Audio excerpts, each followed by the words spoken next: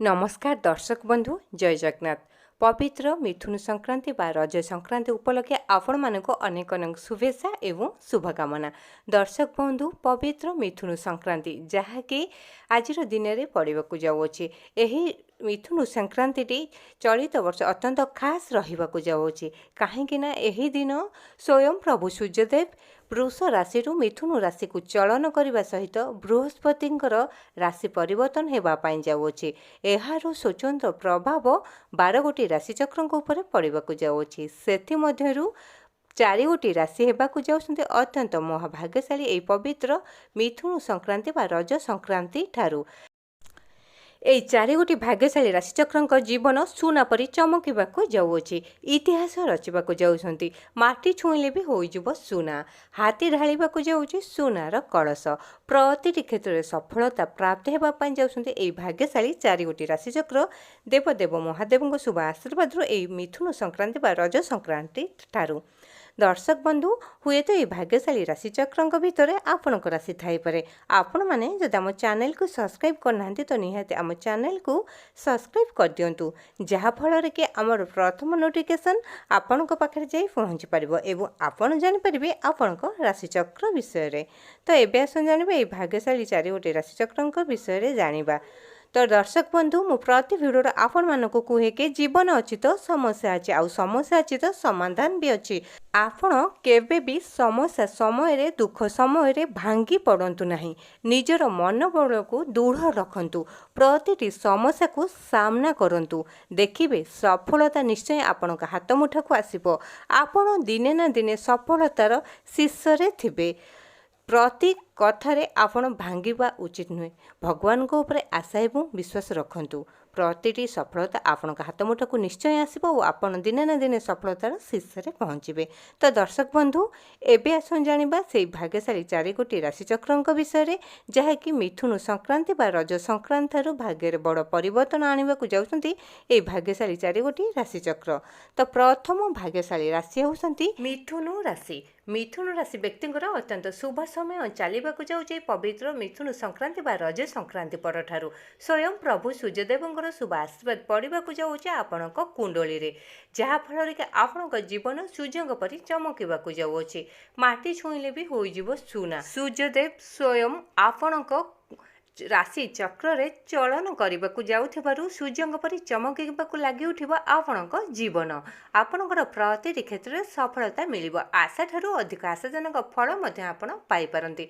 आपण जेकोसी कार्य करंतु बिजनेस वाणिज्य हो बा चाकरी क्षेत्र हो प्रतिटी क्षेत्र में आपण सफलता पाइबे। हाथी ढालिबाक जाऊँगी सुनार कलश। इतिहास रचिबाक जाउछंती आपण। आपण प्रतिटी क्षेत्र में शुभफल पाइबा सहित प्रतिटी मनस्कामना आपणकर पूर्ण हेब। दीर्घ दिन धरी लगी रही दुख कष्ट समस्यार अंत घटब। भाग्य आपण को पुनसार देव एवं पौत्रिक संपत्तिर आपण लाभवान हो पारते। आर्थिक समस्या दूरे जाई अचानक धनवान होगापाई जाउछंती आपण। हुए तो आपण दुनियार सबुठारु कोटिपति राशि बनी पारती। प्रतिटी क्षेत्र आपणकर शुभ एवं मंगलमय होगापाई जाउछि। चाकरी क्षेत्र में प्रमोशन होगा सहित दरमा वृद्धि पाइब। शिक्षा क्षेत्र में जेकोसी एग्जाम बा इंटरव्यू दियंतु निश्चय सक्सेस पाइबे।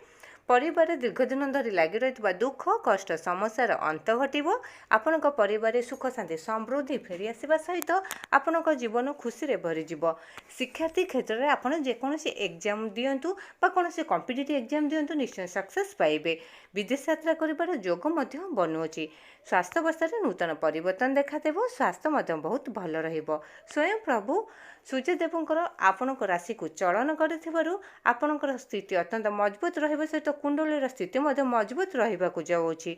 यही पवित्र मिथुन संक्रांति बा रज संक्रांति आपण अत्यंत शुभ एवं मंगलमय होगापाई जाऊँचे देवदेव महादेव शुभ आशीर्वाद। एबे आसन जानिबा द्वितीय भाग्यशाली राशिचक्र विषय। द्वितीय भाग्यशाली राशि होउछंती मकर राशि। मकर राशि व्यक्तिंकर अत्यंत शुभ समय चलवाक जाऊँची रज संक्रांति बा मिथुन संक्रांति परठारू ଆପଣଙ୍କ ଜୀବନର ଅତ୍ୟନ୍ତ ଶୁଭ ସମୟ ଚାଲିବା ସହିତ ପ୍ରତିଟି କାର୍ଯ୍ୟରେ ସଫଳତା ପାଇବେ ଏବଂ ପ୍ରତିଟି ମନସ୍କାମନା ମଧ୍ୟ ଆପଣଙ୍କର ପୂର୍ଣ୍ଣ ହେବ। ଇତିହାସ ରଚିବାକୁ ଯାଉଛନ୍ତି।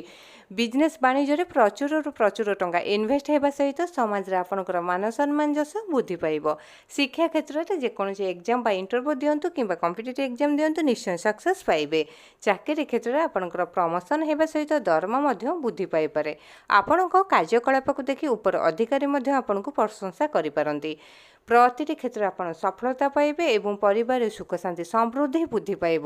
ଦୀର୍ଘ ଦିନ ଧରି ଲାଗି ରହିଥିବା ପରିବାରରେ ଅଶାନ୍ତି ଏବଂ କଳହର ଅନ୍ତ ଘଟିବାକୁ ଯାଉଅଛି। ଆର୍ଥିକ ସମସ୍ୟା ଦୂରେଇ ଯାଇ ଅଚାନକ ଧନ ପ୍ରାପ୍ତି ହେବାର ଯୋଗ ବନିବା ସହିତ ପୌତ୍ରିକ ସମ୍ପତ୍ତିରୁ ଲାଭବାନ ହୋଇପାରନ୍ତି। ହୁଏତ ଟଙ୍କାର ବର୍ଷା ହେବା ପାଇଁ ଲାଗିବ ଆପଣଙ୍କ ଜୀବନରେ। ପ୍ରତିଟି କାର୍ଯ୍ୟ ଆପଣଙ୍କର ଶୁଭ ଏବଂ ମଙ୍ଗଳମୟ ହେବା ପାଇଁ ଯାଉଛି। ସ୍ୱୟଂ ପ୍ରଭୁ ଦେବଦେବ ମହାଦେବଙ୍କ ଶୁଭ ଆଶୀର୍ବାଦରୁ ଏହି ପବିତ୍ର ରଜ ସଂକ୍ରାନ୍ତି ବା ମିଥୁନ ସଂକ୍ରାନ୍ତି ପରଠାରୁ। ଏବେ ଆସନ୍ତୁ ଜାଣିବା ତୃତୀୟ ଭାଗ୍ୟଶାଳୀ ରାଶିଚକ୍ରଙ୍କ ବିଷୟରେ। ତୃତୀୟ ଭାଗ୍ୟଶାଳୀ ରାଶି ହେଉଛନ୍ତି ଧନୁ ରାଶି। ଧନୁ ରାଶି ବ୍ୟକ୍ତିଙ୍କର ଅତ୍ୟନ୍ତ ଶୁଭ ସମୟ ଚାଲିବାକୁ ଯାଉଛି। ପବିତ୍ର ରଜ ସଂକ୍ରାନ୍ତି ବା ମିଥୁନ ସଂକ୍ରାନ୍ତି ପରଠାରୁ ଆପଣଙ୍କ ଜୀବନରେ ଦୀର୍ଘ ଦିନ ଧରି ଲାଗି ରହିଥିବା ଦୁଃଖ କଷ୍ଟ ସମସ୍ୟାର ଅନ୍ତ ଘଟିବ। ଭାଗ୍ୟ ଆପଣଙ୍କୁ ପୁନଃସାଥ ଦେବ। ଇତିହାସ ରଚିବାକୁ ଯାଉଛନ୍ତି ଆପଣ। ପ୍ରତିଟି କ୍ଷେତ୍ରରେ ସଫଳତା ପାଇବା ସହିତ ସମାଜରେ ଆପଣଙ୍କର ମାନ ସମ୍ମାନ ଯଶ ବୃଦ୍ଧି ପାଇବ। କୋର୍ଟ କଚେରୀ ମାଲି ମକଦ୍ଦମା ସମସ୍ତ ରାୟ ଆପଣଙ୍କ ସପକ୍ଷରେ ଯିବ। ଆଶାଠାରୁ ଅଧିକ ଆଶାଜନକ ଫଳ ମଧ୍ୟ ଆପଣଙ୍କୁ ଅତି ସହଜରେ ମିଳିଯିବ। ଦୀର୍ଘ ଦିନ ଧରି ଲାଗି ରହିଥିବା ଆପଣଙ୍କ ଜୀବନର ଦୁଃଖ କଷ୍ଟ ସମସ୍ୟାର ଅନ୍ତ ଘଟିବା ସହିତ ଆପଣ ଯେକୌଣସି ମନସ୍କାମନା କରନ୍ତୁ ମଧ୍ୟ ନିଶ୍ଚୟ ପୂର୍ଣ୍ଣ ହେବା ପାଇଁ ଯାଉଅଛି। ହାତୀ ଢାଳିବାକୁ ଯାଉଛି ସୁନାର କଳସ। ପ୍ରତିଟି କ୍ଷେତ୍ରରେ ସଫଳତା ପ୍ରାପ୍ତି ହେବେ। ଆପଣଙ୍କର ଦୀର୍ଘ ଦିନ ଧରି ଲାଗି ରହିଥିବା ସ୍ୱାସ୍ଥ୍ୟାବସ୍ଥାରେ ନୂତନ ପରିବର୍ତ୍ତନ ଦେଖାଦେବ ଏବଂ ସ୍ୱାସ୍ଥ୍ୟ ମଧ୍ୟ ବହୁତ ଭଲ ରହିବ, ଯାହାଫଳରେ କି ଆପଣଙ୍କ ମନ ମଧ୍ୟ ଅତ୍ୟନ୍ତ ପ୍ରଫୁଲ୍ଲିତ ରହିବ। ଚାକିରି କ୍ଷେତ୍ରରେ ଆପଣଙ୍କର ପ୍ରମୋସନ୍ ହେବା ସହିତ ଦରମା ମଧ୍ୟ ବୃଦ୍ଧି ପାଇବ। ଶିକ୍ଷା କ୍ଷେତ୍ରରେ ବିଦେଶ ଯାତ୍ରା କରିବାର ଯୋଗ ବନୁଅଛି। ବନ୍ଧୁ ଏବଂ ପରିବାରଙ୍କ ସହ କୌଣସି ଧାର୍ମିକ ସ୍ଥାନକୁ ମଧ୍ୟ ଆପଣଙ୍କର ବୁଲିବାର ଯୋଗ ବନୁଅଛି। ପ୍ରତିଟି କାର୍ଯ୍ୟ ଆପଣଙ୍କର ଶୁଭ ଏବଂ ମଙ୍ଗଳମୟ ହେବା ପାଇଁ ଯାଉଛି। ସ୍ୱୟଂ ପ୍ରଭୁ ମହାଦେବଙ୍କ ଶୁଭ ଆଶୀର୍ବାଦରୁ ଏହି ପବିତ୍ର ମିଥୁନ ସଂକ୍ରାନ୍ତି ବା ରଜ ସଂକ୍ରାନ୍ତି ପରଠାରୁ। ଏବେ ଆସନ୍ତୁ ଜାଣିବା ଶେଷ ବା ଚତୁର୍ଥ ଭାଗ୍ୟଶାଳୀ ରାଶିଚକ୍ରଙ୍କ ବିଷୟରେ। ଶେଷ ଭାଗ୍ୟଶାଳୀ ରାଶି ହେଉଛନ୍ତି କନ୍ୟା ରାଶି। କନ୍ୟା ରାଶି ବ୍ୟକ୍ତିଙ୍କର ଅତ୍ୟନ୍ତ ଶୁଭ ସମୟ ଚାଲିବାକୁ ଯାଉଛି ଏହି ମିଥୁନ ସଂକ୍ରାନ୍ତି ବା ରଜ ସଂକ୍ରାନ୍ତି ପରଠାରୁ। ଆପଣଙ୍କ ଜୀବନରେ ଅଟକିଥିବା ସମସ୍ତ ଦୁଃଖ କଷ୍ଟ ସମସ୍ୟାର ଅନ୍ତ ଘଟିବ। ଭାଗ୍ୟ ଆପଣଙ୍କୁ ପୁନଃସାଥ ଦେବ। ଇତିହାସ ରଚିବାକୁ ଯାଉଛନ୍ତି ଆପଣ। ହାତୀ ଢାଳିବାକୁ ଯାଉଛି ସୁନାର କଳସ। ମାଟି ଛୁଇଁଲେ ବି ହୋଇଯିବ ସୁନା। ପୁଳା ପୁଳା ଟଙ୍କା ଗାଦିରେ ବସିବାକୁ ଯାଉଛନ୍ତି ଆପଣ। ଆର୍ଥିକ ସମସ୍ୟା ଦୂରେଇ ଯାଇ ଅଚାନକ ଧନ ପ୍ରାପ୍ତି ହେବାର ଯୋଗ ବନିବା ସହିତ ପୌତ୍ରିକ ସମ୍ପତ୍ତିରୁ ଆପଣ ଲାଭବାନ ହୋଇପାରନ୍ତୁ। ଆପଣ ଯେକୌଣସି କାର୍ଯ୍ୟ କରନ୍ତୁ ନା କାହିଁକି ନିଶ୍ଚୟ ସଫଳତା ପ୍ରାପ୍ତି ହେବେ। ସମାଜରେ ଆପଣଙ୍କର ମାନ ସମ୍ମାନ ଯଶ ବୃଦ୍ଧି ପାଇବ। କୋର୍ଟ କଚେରୀ ମାଲି ମକଦ୍ଦମା ସମସ୍ତ ରାୟ ଆପଣଙ୍କ ସପକ୍ଷରେ ଯିବ। ବିଜନେସ୍ ବାଣିଜ୍ୟରେ ଆପଣ ଯଦି କୌଣସି କ୍ଷତି ସହୁଥିଲେ ଏବେ ଆପଣଙ୍କର ଲାଭବାନ ହେବାକୁ ଯାଉଛି। ଆପଣ ଚାହିଁଲେ ବି ବିଦେଶରେ ନୂତନ ବିଜନେସ୍ ମଧ୍ୟ ଆରମ୍ଭ କରିପାରନ୍ତି। ସ୍ୱାସ୍ଥ୍ୟାବସ୍ଥାରେ ନୂତନ ପରିବର୍ତ୍ତନ ଦେଖାଦେବ। ସ୍ୱାସ୍ଥ୍ୟ ମଧ୍ୟ ବହୁତ ଭଲ ରହିବ ଏବଂ ଆପଣଙ୍କର ଜୀବନରେ ଲାଗି ରହିଥିବା କୋର୍ଟ କଚେରୀ ମାଲି ମକଦ୍ଦମା ସମସ୍ତ ରାୟ ଆପଣଙ୍କ ସପକ୍ଷରେ ଯିବ, ଯାହାଫଳରେ କି ଆପଣଙ୍କ ମନ ମଧ୍ୟ ଅତ୍ୟନ୍ତ ପ୍ରଫୁଲ୍ଲିତ ରହିବ। ସନ୍ତାନ ସନ୍ତତିଙ୍କ ପାଇଁ ଯେଉଁ ଚିନ୍ତା ଥିଲା ସେସବୁ ଏବେ ଦୂରେଇ ଯିବ। ଆପଣଙ୍କ ସନ୍ତାନ ସନ୍ତତି ଆପଣଙ୍କ ପାଇଁ ଖୁସିର ଖବର ଆଣିଦେବେ। ପ୍ରେମ ସମ୍ପର୍କ ଆପଣଙ୍କର ଅତ୍ୟନ୍ତ ମଜବୁତ ରହିବା ସହିତ ପ୍ରେମ ସମ୍ପର୍କ ଆପଣଙ୍କର ସଫଳତା ହେବା ପାଇଁ ଯାଉଛି। ଦାମ୍ପତ୍ୟ ଜୀବନରେ ଆପଣ ବାନ୍ଧି ହେବା ପାଇଁ ଯାଉଛନ୍ତି। ତା ସହିତ ଆପଣଙ୍କ ଗୃହକୁ ନୂତନ ଯାନ ମଧ୍ୟ କ୍ରୟ କରିବାର ଯୋଗ ବନୁଅଛି। ଆପଣଙ୍କର ପ୍ରତିଟି କାର୍ଯ୍ୟ ଶୁଭ ଏବଂ ମଙ୍ଗଳମୟ ହେବା ପାଇଁ ଯାଉଛି। ସ୍ୱୟଂ ପ୍ରଭୁ ଦେବଦେବ ମହାଦେବଙ୍କ ଶୁଭ ଆଶୀର୍ବାଦରୁ ଏହି ପବିତ୍ର ମିଥୁନ ସଂକ୍ରାନ୍ତି ବା ରଜ ସଂକ୍ରାନ୍ତି ପରଠାରୁ।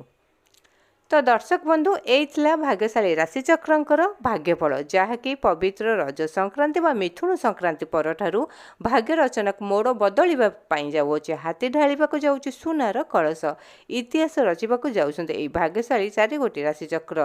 ଯେକୌଣସି କାର୍ଯ୍ୟ କରନ୍ତୁ ନିଶ୍ଚୟ ସଫଳତା ପ୍ରାପ୍ତି ହେବେ। ସମାଜରେ ମାନ ସମ୍ମାନ ଯଶ ବୃଦ୍ଧି ପାଇବ। ଚାକିରି କ୍ଷେତ୍ରରେ ମଧ୍ୟ ପ୍ରମୋସନ୍ ହେବା ସହିତ ଦରମା ମଧ୍ୟ ବୃଦ୍ଧି ପାଇବ।